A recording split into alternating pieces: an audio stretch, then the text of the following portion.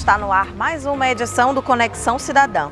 Se no passado somente adultos tinham acesso a telefones celulares, cada vez mais se vê. Basta olhar ao redor para perceber que a tecnologia de smartphones e tablets está na palma da mão de crianças e adolescentes com cada vez mais facilidade. Mas dentre todos os recursos, muitas vezes utilizados até no próprio aprendizado da meninada, existe uma portinha perigosa por onde se acessa um universo onde nem todo mundo consegue navegar em segurança: as redes sociais. Como anda a saúde mental dos meninos e meninas que acessam excessivamente as redes sociais? Quais as responsabilidades das famílias e das escolas? Quais os riscos e como podemos proteger a nossa turminha?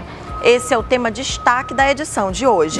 O defensor público Thales Pereira vai aprofundar a análise sobre esse assunto no quadro Hora da Redação, o olhar da Defensoria. No quadro Transformando Vidas, vamos ver a história de um homem que foi apontado injustamente como o autor de um crime que ele não cometeu. Vamos ver o que é o reconhecimento falso baseado no fenômeno das falsas memórias. O defensor Thales Pereira atuou nesse caso e conta mais pra gente. Já no quadro Se Liga na Lei, ele vai responder a dúvidas sobre os seus direitos.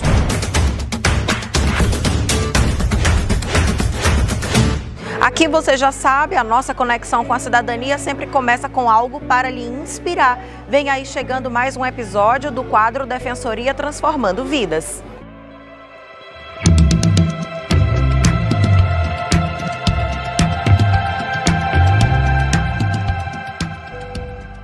A gente vê nos filmes e muita gente tende a acreditar que isso só existe no cinema, mas ao contrário do que muitos imaginam, quando se fala em falso reconhecimento baseado em falsas memórias, na verdade é a vida que inspira a arte. São inúmeros casos assim no mundo inteiro. Sem evidências concretas, relatos, depoimentos acabam sendo as únicas peças de muitos processos. Tudo se torna ainda mais difícil quando a pessoa apontada como suspeita pelo crime que ela não cometeu não consegue reunir provas que possam garantir que ela realmente é inocente. Aqui em São Luís, uma atuação bem-sucedida da Defensoria Pública conseguiu marcar para sempre a história de vida de um homem apontado por um crime que ele não teria como cometer.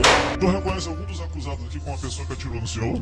Conheço. No momento eu não vi ele. No momento quem viu foi minha esposa e os vizinhos que estavam ao redor na hora. O senhor reconheceu ele da delegacia? Pessoas que conheceram ele, reconheceram ele e me falaram. Só tem como olhar pra ele pra ter certeza absoluta. Eu conheço, ele tava até de boné no dia. Estes são depoimentos reais. Uma pessoa é vítima de um crime grave, uma tentativa de homicídio. A outra é testemunha. As falas são tão convincentes que é difícil para um leigo ou até mesmo para um profissional da justiça duvidar, desconfiar de que elas não retratem a realidade. You're under arrest for the murder of Katarina Brown. Are you out of your mind? We find the defendant guilty, Your Honor. Na ficção, o que não falta é cena como esta. Diversos filmes e séries já retrataram como uma pessoa inocente acaba sendo acusada e reconhecida por um crime que ela não cometeu. Sem conseguir reunir provas que anulem a suspeita, muita gente acaba mesmo condenada. Isso seria exatamente o que aconteceria com um homem aqui na capital maranhense, bem pouco tempo atrás. Apontado como principal suspeito de ter disparado tiros contra uma pessoa, ele foi reconhecido por foto meses depois pela vítima e por uma testemunha. Aquelas lá do início só tinha um detalhe: esse homem estava preso na data da tentativa de homicídio. Ele cumpria pena por um crime menos grave e estava prestes a conquistar a progressão de pena, ou seja, passar para o regime semiaberto, terminar de cumprir a pena e então voltar ao convívio social. A família do acusado buscou a ajuda da Defensoria Pública, que conseguiu comprovar a inocência dele com provas obtidas no prontuário carcerário e em outros documentos da administração penitenciária. Nós defendemos pessoas hipossuficientes economicamente, pessoas que realmente têm uma vida mais informal. Então, a partir do momento que a pessoa não consegue produzir uma prova, não usa cartão de crédito, não dirige um carro,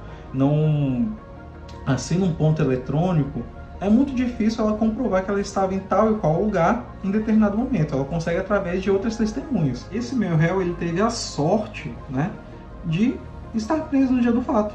Mas afinal, o que levou estas duas pessoas a apontarem como principal suspeito de um crime uma pessoa que nem sequer estava em liberdade? A resposta? Um fenômeno mais comum do que se imagina: o falso reconhecimento, motivado por falsas memórias. Falsas memórias são criadas pela mente humana com certa frequência, alimentadas quase sempre por informações que chegam em meio ao trauma sofrido e contaminam as lembranças reais sobre o que de fato aconteceu. Essas memórias equivocadas são uma das principais causas de erros judiciários. Só para se ter uma ideia, nos Estados Unidos, um levantamento do projeto Innocence, idealizado para libertar inocentes da prisão, revelou que em 69% das condenações revertidas a partir do exame de DNA, o erro judiciário foi motivado pelo falso reconhecimento. O nosso Código de Processo Penal, ele segue uma linha bem razoável para você poder reconhecer algum autor de um delito. Primeiro, o reconhecedor, ele tem que descrever a pessoa a ser reconhecida, e essa pessoa a ser reconhecida tem que ser trazida de forma pessoal, ou seja, não deve ser por fotografia, colocada ao lado de pessoas semelhantes, a fim de que o reconhecedor consiga distingui-la dos demais. Inclusive, o Superior Tribunal de Justiça recentemente proferiu uma decisão limitando, né, a utilização do reconhecimento fotográfico quando não seguido dessas formalidades importantíssimas.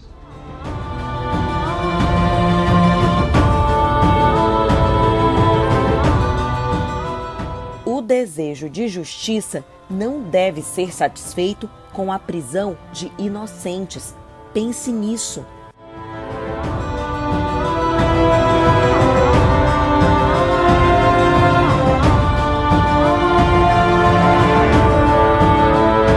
Que história, hein, meus amigos? Bom, aqui ao meu lado eu tenho hoje a alegria de receber o defensor público Thales Pereira, que teve uma atuação efetiva nesse caso e agora vai conversar mais com a gente sobre isso. Então, primeiro, antes de tudo, seja bem-vindo ao Conexão Cidadã, defensor. Obrigado, Dalva. É um prazer estar aqui com você. E é um tema muito importante para a gente discutir, né, e mostrar para a sociedade como é que funciona, né, a questão das falsas memórias no processo penal. Então, a gente já vai começar conversando perguntando se isso é tão comum quanto a gente imagina que seja, tendo em vista o que aconteceu com esse personagem, essa pessoa da nossa história. O que as estatísticas revelam, defensor? Dalva, infelizmente o nosso processo penal ele é cercado de incertezas em relação à questão da prova, né? A memória humana ela é extremamente falha e em situações de estresse, situação de perigo, a gente não lembra dos detalhes como nós achamos que realmente lembramos. E o que acontece? Qual é a estrutura do nosso processo penal? Você tem a acusação do Ministério Público, a acusação se baseia em determinadas provas. O problema é que hoje, no Brasil, majoritariamente essas provas são relatos testemunhais ou relatos das vítimas. E qual é o problema aí?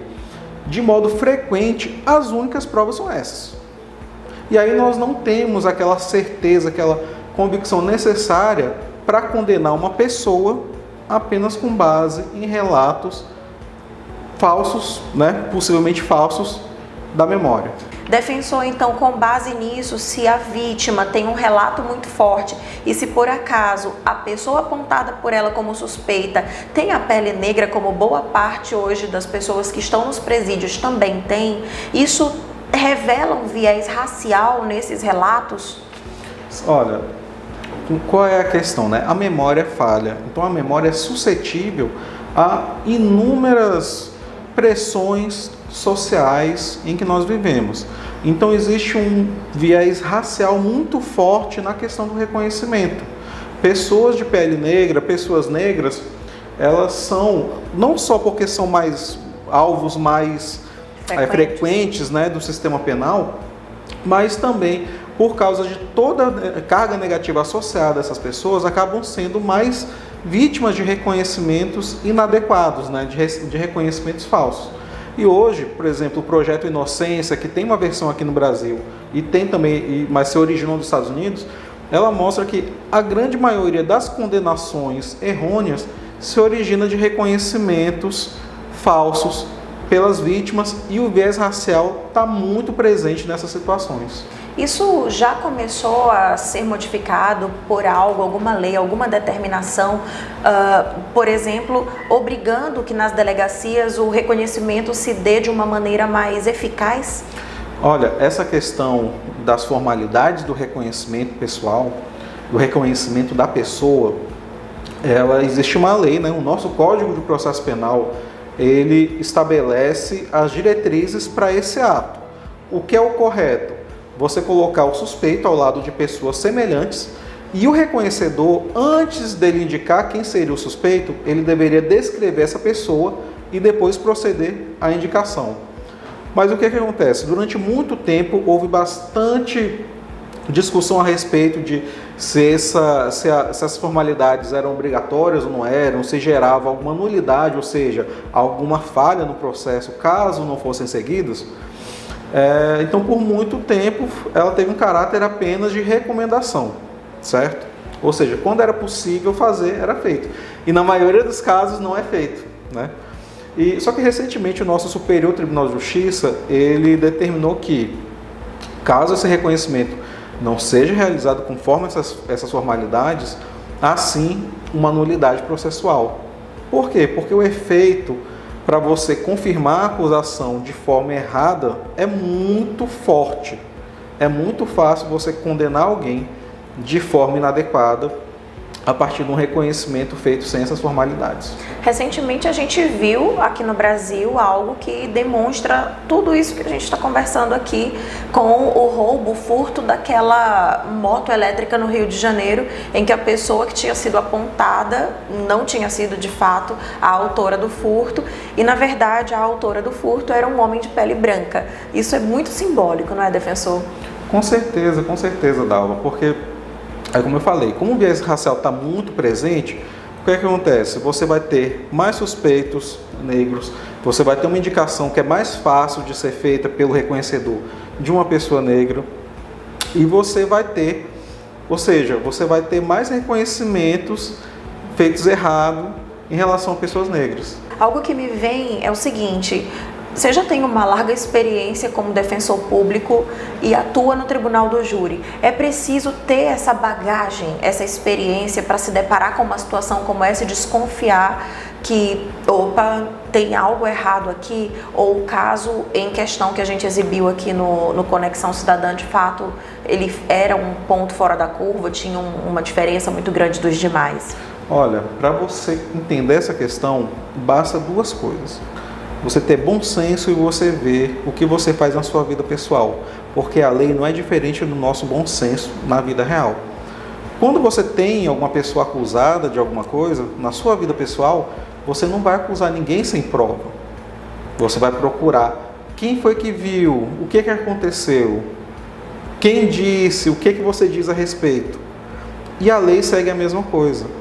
Então, às vezes, os julgadores, os acusadores, as pessoas de modo geral, têm que botar de lado aquela vontade de acusar a todo custo e dar uma respirada, dar um passo para trás e falar: essa pessoa que realmente fez isso, e se ela estiver falando a verdade?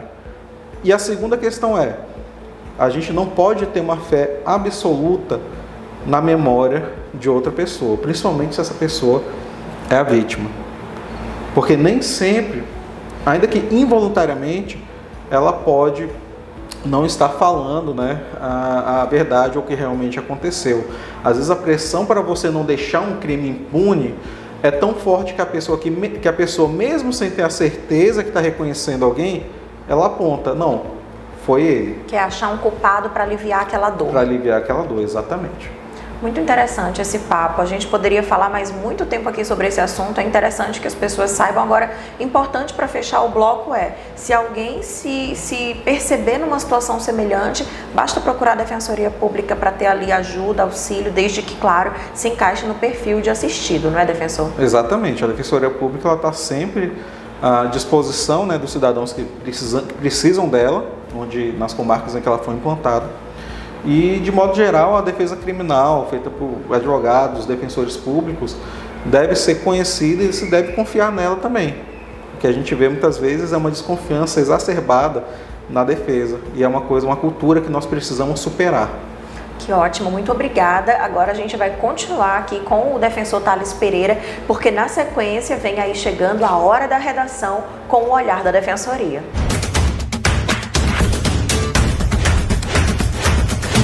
Depressão, ansiedade, insônia, isolamento. Esses são apenas alguns dos sintomas mais relatados por jovens usuários das mídias sociais na internet. Especialistas são categóricos, unânimes ao afirmar que o excesso de uso dessas mídias digitais, as redes sociais, realmente prejudica o desenvolvimento. É que quanto menor a capacidade crítica, maior a vulnerabilidade a essas influências. Bom, nesse bloco, o defensor público Thales Pereira vai dar ideias de argumentos que podem ser utilizados em uma redação, caso o tema seja exatamente esse: o uso das redes sociais, das mídias digitais e a saúde mental dos jovens, dos adolescentes. Então, defensor, eu já vou sair de cena e agora a palavra é sua. Muito obrigado, Dalva. Pessoal, hoje a gente vai tratar de um assunto que é muito relevante atualmente, que é a questão das redes sociais e a saúde mental dos jovens. Esse assunto ele é muito relevante neste momento por duas razões. A primeira é o contexto pandêmico que nós estamos vivendo, que faz com que nós nos afastemos do convívio presencial e passemos a utilizar de forma mais intensa as redes sociais para estarmos sempre em comunicação, né, com os nossos amigos, com os nossos entes queridos. E também, por outro lado, algumas situações muito trágicas, né, que aconteceram recentemente, que eu posso falar da última, que foi o suicídio de um jovem em decorrência de bullying homofóbico sofrido em uma rede social. Então, é urgente que nós tratemos esse tema e vamos ver aqui alguns pontos, tá bom? Primeiro, a gente fala muito de saúde mental atualmente, saúde mental isso, saúde mental aquilo, mas afinal, o que é saúde mental, certo? Esse termo é conceituado, né, pela Organização Mundial da Saúde, a OMS, em documentos oficiais, como o bem-estar no qual o indivíduo desenvolve suas habilidades pessoais, consegue lidar com os estresses da vida, trabalha de forma produtiva e encontra-se apto a dar a sua contribuição para a sociedade. Então, saúde mental é esse bem-estar mental completo que faz com que a pessoa se torne, né, continue funcional para lidar com seus problemas diários e contribuir para a sociedade. E por muito tempo, essa questão da saúde mental, ela ficou sempre, foi muito tratada apenas de forma reativa. A pessoa fica doente, a pessoa tem algum transtorno, aí é tratada, aí recebe alguma medicação, aí vai na consulta. Só que nos últimos tempos, a saúde mental vem sendo abordada de modo preventivo. É prevenir que a pessoa não fique doente ou não tenha transtornos, né? Então, hoje a saúde mental tem um foco muito preventivo. E o que as redes sociais têm a ver com isso, gente? As redes sociais também é outro termo que a gente utiliza muito, mas só para relembrar, a gente fala muito de rede social, mas a gente também tem que buscar um conceito, né? As chamadas redes sociais virtuais, elas são estruturas que permitem o relacionamento entre pessoas de modo não presencial, através da internet. Elas surgiram na década de 90, né, com o advento da internet, e se popularizaram como uma forma de comunicação à distância, uma comunicação variada. que possui, né, que possibilita o compartilhamento de rotinas de vida pessoal, informações de interesse público e diversos tipos de mídias. Alguns exemplos de redes sociais são, por exemplo, o Facebook, o Instagram, o Twitter, né? Exemplos de redes sociais de modo geral, numa acepção, né, num conceito amplo. Agora, o problema é o seguinte, pessoal: as redes sociais, se por um lado elas democratizaram, né, a comunicação entre as pessoas, por outro lado, não necessariamente a informação que é transmitida nela é de qualidade e não necessariamente os seus impactos sobre as pessoas são positivos, certo? Existem muitos problemas associados ao uso das redes sociais. Isso decorre da seguinte questão: na realidade, especialistas vêm afirmando que o uso inadequado de redes sociais é capaz de causar impactos negativos, né? Que tipo de impactos sobre a saúde mental? Transtornos e doenças como a depressão, ansiedade, baixa autoestima, estresse, certo? Mas por que isso acontece, né? Eu vou apresentar algumas problemáticas, né, relativas ao uso inadequado de redes sociais para a gente compreender o que causa esses impactos negativos. A primeira questão é a seguinte: redes sociais podem facilitar a superficialidade das relações pessoais e dos valores, certo? O que é essa superficialidade? Eu vou lembrar do filósofo e sociólogo Zygmunt Bauman, já falecido, que ele fala o seguinte, que nós vivemos na era da modernidade líquida.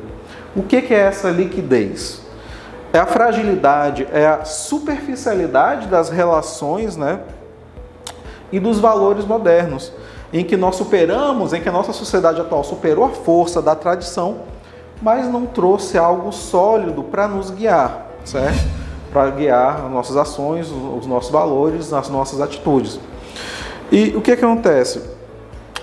Essa fragilidade, essa superficialidade, ela acaba deixando um vazio existencial nas pessoas. Então, por exemplo, na temática que a gente está tratando aqui, muitas vezes a gente é levado a substituir relações afetivas reais, relações saudáveis, por likes, por visualizações, por números de curtidas nas redes sociais e acabamos substituindo, né, realmente o nosso afeto pessoal e presencial por essas manifestações que são superficiais nas redes. Todos nós gostamos de elogios de reconhecimento, mas a partir do momento que a gente pauta a nossa vida, né, com esse objetivo, isso já não é saudável. Isso inclui a necessidade, inclusive, principalmente para os jovens, essa necessidade de se enquadrar em determinados padrões de vida, padrões de imagem, padrões de consumo que são espelhados nas redes sociais.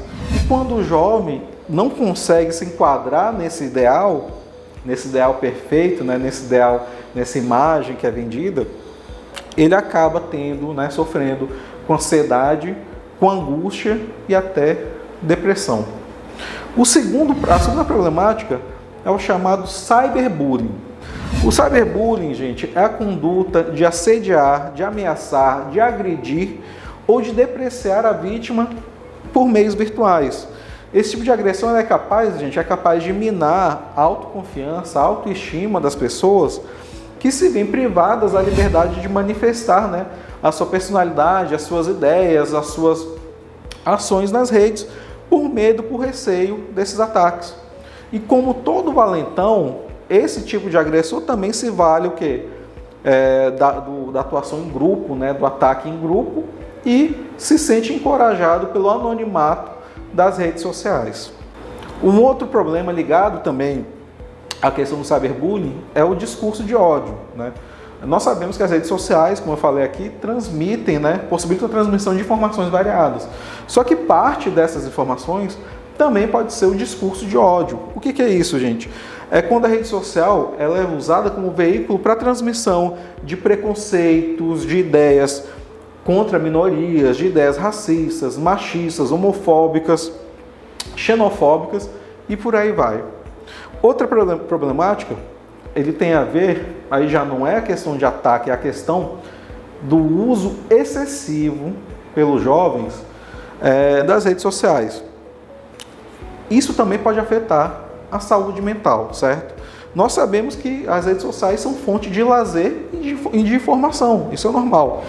O problema é quando esse uso da rede social ele acaba sendo tão intenso, tão prolongado, que ele se torna disfuncional. O que é isso? Quando ele afeta a capacidade do jovem de viver a vida real offline, de trabalhar, de realmente descansar ou de ter outras formas de lazer, né, que não seja ficar na rede. Esse uso excessivo, ele se caracteriza como uma forma de vício, é realmente um vício no uso da rede social. E pode também se manifestar pelo medo, né, pela ansiedade da pessoa, do jovem, não poder ficar do lado de fora, né, não poder ficar de fora das tendências do momento, das informações do momento, das notícias do momento, e isso acaba gerando uma ansiedade muito grande e pode gerar até um quadro de depressão, especialmente assim nesse contexto pandêmico que a gente está vivendo. E aí vem uma pergunta, né? Como que o jovem pode se proteger disso? A principal forma, gente, de se proteger do mau uso das redes sociais é ter a consciência de que elas são uma fonte, elas são uma ferramenta de informação, de socialização e de lazer.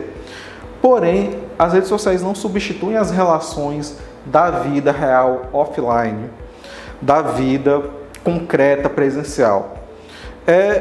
O jovem ele tem que entender, né, que as pessoas nas redes sociais escolhem o melhor de si para projetar. Aquela imagem é uma imagem escolhida, aquelas imagens de sucesso, aquelas imagens de beleza são escolhidas, são projetadas de forma a mostrar apenas aquela superficialidade. Aquilo não é a vida, vamos dizer, a vida real. Por isso, gente, não esquecer que os likes não são necessariamente uma forma de afeto. Curtidas, visualizações, comentários, né, no TikTok, no Instagram, não são necessariamente uma forma de afeto real. Então o jovem ele nunca pode perder de vista que ele deve aprender a utilizar as redes sociais para que as redes sociais não o utilizem, certo? Como uma forma de um instrumento para aumentar o consumo, um instrumento apenas de venda. É um uso inteligente da rede social. E os pais irresponsáveis têm um papel essencial também. Eles sempre devem estar atentos, né, no conteúdo que o jovem acaba observando, consumindo na rede social. E eles têm que compreender esse mundo virtual novo. Tem que dialogar, tem que entender como é que funciona. Não basta apenas olhar de fora. E por fim, gente, quando as redes sociais, quando o jovem for vítima ou testemunhar algum tipo de crime acontecendo, ou for vítima de alguma violência, ou tiver algum problema que afete de fato a sua saúde mental, é procurar a rede de apoio especializada. A saúde mental pode ser tratada através de psicólogos, por exemplo. E quando se tratar de alguma questão mais jurídica, de um crime, por exemplo, nós temos as delegacias de crimes virtuais, nós temos os canais de denúncias como o safernet.com e nós temos as instituições como o Ministério Público, a Defensoria Pública e o Judiciário para poder proteger, né, tutelar os direitos nessa nova era virtual. Então, pessoal, eu espero que a gente tenha tratado desse tema aqui, embora o tempo não seja longo, mas que provoque alguma reflexão para vocês. E eu desejo a maior sorte do mundo na sua redação do Enem. Viu, pessoal? Se cuidem.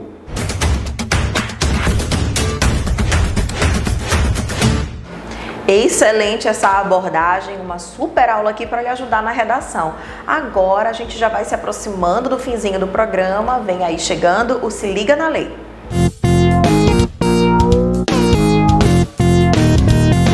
Finzinho do programa, você já sabe, é hora de ter os seus direitos esclarecidos. A gente tem as perguntinhas aqui que chegam costumeiramente à defensoria e eu vou lhe fazer para a gente dividir com as pessoas esse conhecimento. Primeira pergunta, aquela pessoa que tem a pensão alimentícia a receber do pai do filho e essa pensão é paga a retalhos, ela precisa esperar 3 meses para entrar com pedido de execução, defensor?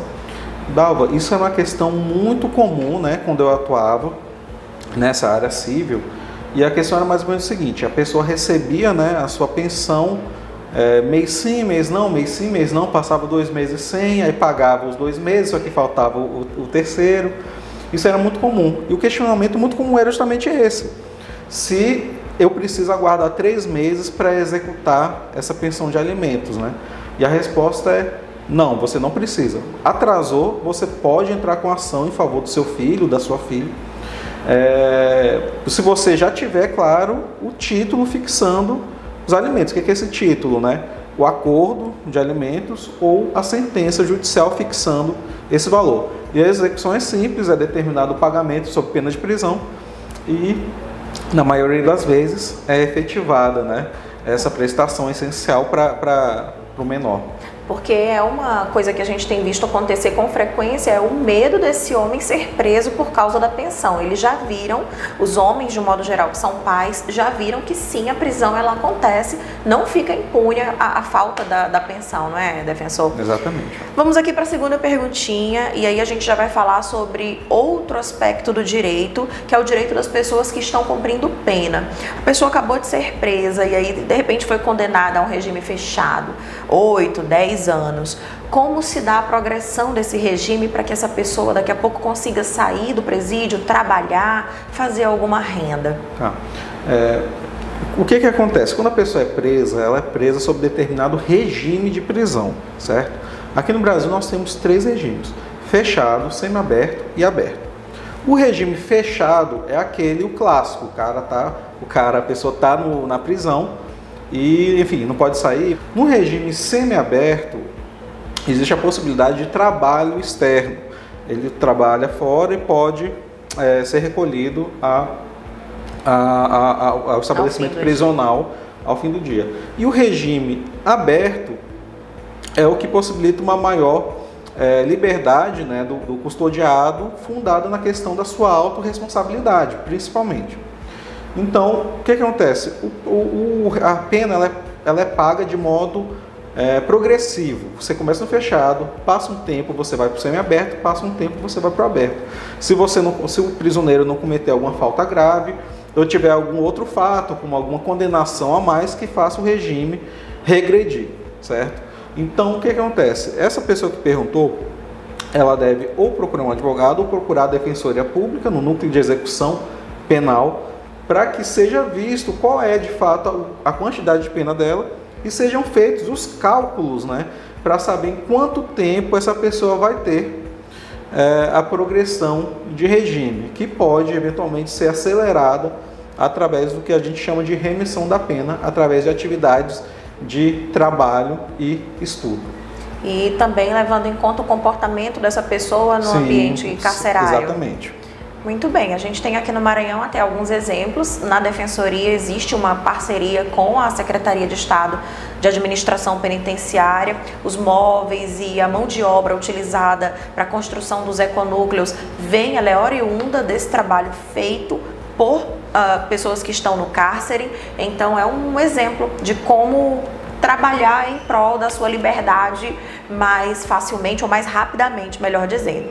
Então, defensor, chegamos aqui à última perguntinha. E aí a gente já vem para a área de família. A pessoa estava casada, se divorciou, disse que fez algumas melhorias na casa que já era do marido, mas que efetivamente injetou dinheiro em algumas reformas, mobília, e agora ela quer saber se tem direito a alguma coisa nessa separação, nesse divórcio. Sim, é muito comum essa seguinte situação: o marido ou a esposa já tem um imóvel, aí eles se casam, passam um tempo juntos, se casam, entram em união estável, passam um tempo juntos e se separam. E durante esse tempo houve algum tipo de melhoria nesse imóvel, acréscimo de quarto, reforma e tal. Então a regra é a seguinte: todo patrimônio que é agregado ao casal durante esse tempo que eles estão juntos tem que ser dividido, certo? Então, nesse caso, essa pessoa ela faz jus ao valor, né, referente às benfeitorias do imóvel, ou seja, o valor que foi agregado a esse imóvel, ainda que esse imóvel fosse só do outro cônjuge, do outro companheiro, antes do início desse relacionamento. Bom, excelente. Ficou aqui então o esclarecimento para essa dúvida. Nós agradecemos demais a sua presença, a sua participação aqui no Conexão Cidadã. Seja sempre muito bem-vindo. Muito obrigado, Davison. Sempre um prazer, né, poder contribuir aqui para o programa e para a Defensoria.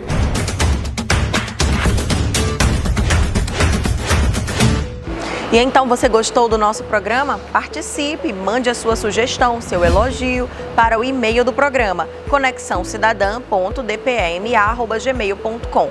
Nós também estamos nas redes sociais, é só seguir @DefensoriaMA. Muito obrigada pela sua audiência e até o nosso próximo encontro. Tchau, tchau!